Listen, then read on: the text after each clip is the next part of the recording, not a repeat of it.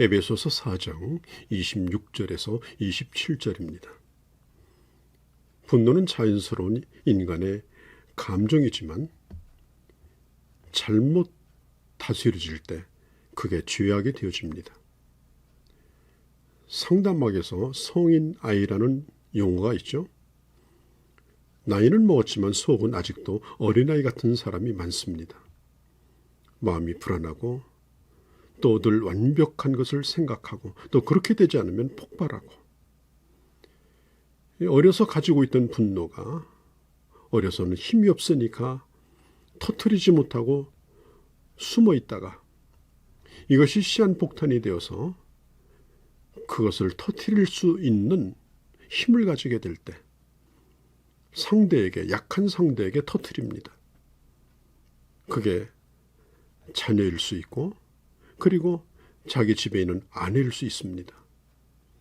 특히 어릴 때 분노를 품게 하는 이유 가운데 하나가 부모로부터 아니면 학교 교사로부터 부당한 대우를 받든지 불공평한 대우를 받든지 할 때 분노를 품습니다. 그래서 이 분노가 뿌리 깊게 자리 잡고 있다가 힘이 생기면 이 분노가 고개를 들게 되는 거죠. 이 분노라는 말은 미친 사람이라는 말과 통하는 말입니다. 화난 사람은 그 순간에는 정신 이상이 되는 겁니다. 미치면 그런 얼굴이 됩니다. 그러므로 분노하는 사람과 사귀지 말고 동행하지 말라라고 성경은 경고하고 있는 것입니다. 예수님도 산상보훈에서 온유한 자는 복이 있나니 저희가 땅을 기업으로 받을 것이며, 온유한 자는 한없이 약해 보이죠. 그러나 약한 것이 아니라 야생마가 길들여진 겁니다. 야생마가 길들여지면 그 힘은 그대로 가지고 있으면서도 그 힘이 조종이 됩니다. 그리고 그 힘이 아주 유용하게 쓰여집니다. 바로 하나님의 사람 속에도 분노가 있고 또 열정이 있습니다. 그러나 이것이 하나님의 은혜로 다스려져서 그것이 유익하도록, 그것이 거룩한 일을 이루는 원동력이 되도록 해야 된다라고 하는 것입니다. 분노는 누가 폭발시키는 것이 아니고 자기가 스스로 그 내관에다가 불을 붙이는 겁니다. 우리는 늘 작은 일로 분노하고 하찮은 일로 다투기를 좋아합니다. 또 그만큼 우리가 살고 있는 이 세상은 복잡하고 짜증이 나는 세상입니다.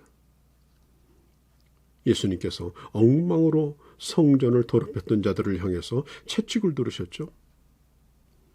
하나님이 싫어하는 일을 목격하실 때 우리 주님은 그 심령에 분노가 넘쳤습니다. 결국은 그 성전을 깨끗게 했습니다. 살다 보면 분노할 수밖에 없는 그런 일들을 보면서 우리도 분노를 느끼죠. 그러나 이 분노를 잘 다스리지 못하면 그 분노가 나중에는 나를 다스립니다. 그리고 큰 일을 일으킵니다. 폭발을 일으키면 자기도 파괴되는 것이 아니라 수많은 사람들에게 고통과 아픔을 가져다 주는 겁니다. 대가를 치러야 합니다. 명예를 잃을 수도 있고 배우자에게 존경심을 잃을 수도 있고 자녀의 마음에 상처를 줄 수도 있습니다. 친구도 떠나갈 수 있습니다. 그래서 지혜로운 사람은 분노를 억제할 뿐 아니라 분노를 잘 다스립니다. 화를 내려고 하다가도 상대방의 말을 잘 들어보면 금세 그 마음이 풀리고 이해의 폭이 넓어집니다. 화가 난다고 하는 것은 누군가에게 상처를 입었을 때입니다. 상처를 계속 주면 분노가 쌓이게 되고 그리고 화가 나는 겁니다. 또 말을 너무 많이 하게 될 때 화가 납니다. 잠언 22장 23절 24절에 노를 품는 자와 사귀지도 말고 분을 품는 자와 동행하지 말라. 노를 품는 자 또 분을 품는 자는 이 사람은 전염성이 있습니다. 그런 사람과 함께하면 그런 사람이 되어져 가고 온 가족도 그렇게 됩니다. 학습이 됩니다. 습관이 됩니다. 그래서 화내는 부모 밑에 화내는 자식이 일어나는 겁니다. 4장 26절에 분을 내어도 죄를 짓지 말며, 여기서 분과 죄는 분명히 구분이 되고 있죠. 분노하는 이 감정이 죄는 아닙니다. 그러나 죄로 흘러가도록 그렇게 될 수 있는 그런 요소도 될 수 있다는 것입니다.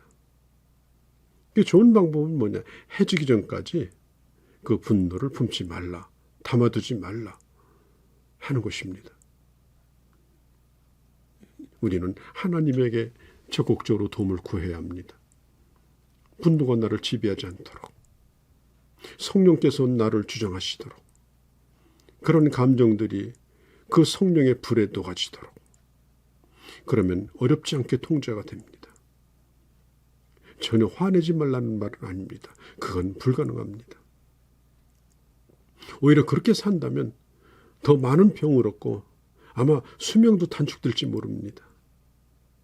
화를 내지 않는다, 그것이 아니라 화를 잘 다스리고 하나님이 그 화를 근본적으로 성령의 은혜로 녹여주시도록 그 은혜를 구해야 되는 것입니다.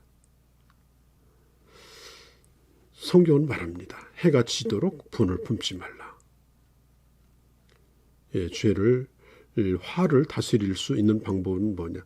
지속적으로 그 화난 감정을 가지고 있는 것은, 이것은 별로 좋은 일이 아닙니다. 여러분, 아이들에 대해서도 마찬가지죠. 그리고 아이들이 잘못하면 화날 수 있습니다. 그러나 그 자녀를 정죄하든지 그런 인간으로 매도한다든지 그러면 그것이 부모일지라도 그 말에 상처를 받습니다. 화는 안 낼 수는 없습니다. 그러나 그 화로 인하여 상처가 되도록 하셔야 됩니다. 계속 품고 있으면 그 화가 점점점 자라나고 나중에 알을 까고 그 다음에 무슨 생각을 하느냐? 날만 새봐라. 내가 원수 갚을 거다. 이제는 원수 갚을 것까지 생각합니다. 곰곰이 생각하다가 밤을 새우고 계속 미워하고 또 미워하다가 새벽 해가 뜨기 전에 몽둥이 들고 나가는 겁니다. 이 얼마나 무서운 일입니까? 내가 그 사람에 대하여 모든 걸 다 할 수는 없습니다. 내가 또 오늘 판단하고 있는 것이 다 옳은 판단일지도 모릅니다. 그래서 하나님께 맡기는 쪽으로 결론을 내려야 합니다. 지금도 마귀는 우는 사자같이 이를 숨기고 웅크리며 그 틈을 엿보고 있는데, 바로 특별히 예수 믿는 사람이 화를 폭발하기를 원합니다. 그때 거기다 불을 질러버립니다. 그래서 자폭을 할 뿐 아니라 마치 자살폭탄을 터뜨리는 것처럼 많은 사람에게 상처를 주도록 그렇게 만드는 것입니다. 사랑하는 성도 여러분, 사탄은 우리가 분노할 때마다 자꾸 부추깁니다. 자꾸 섭섭한 생각을 불어넣습니다. 생각해보니 섭섭하다. 생각해보니 억울하다. 생각해보니 분하다.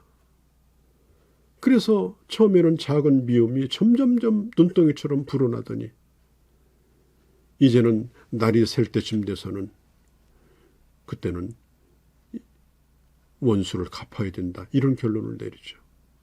여러분, 이게 사탄이 가져다주는 방법입니다. 사탄이 우리의 화와 분노를 사용하지 않도록 해야 합니다. 분노로 인하여 죄짓지 않고, 그리고 항상 온유와 겸손의 마음으로 정당한 교훈이든지 어떤 때는 내가 섭섭하고 화난 일이랄지라도 가장 좋은 마음으로 그리스도인다운 마음의 자세로 또 여유 있게 성령께서 그런 마음을 녹여주셔서 하나님의 사람들과 또 가족들과 가까운 이웃과 친구들과 좋은 관계를 가지고 새 사람됨을 보여주는 그런 주의 사람들이 되어주시기를 바랍니다.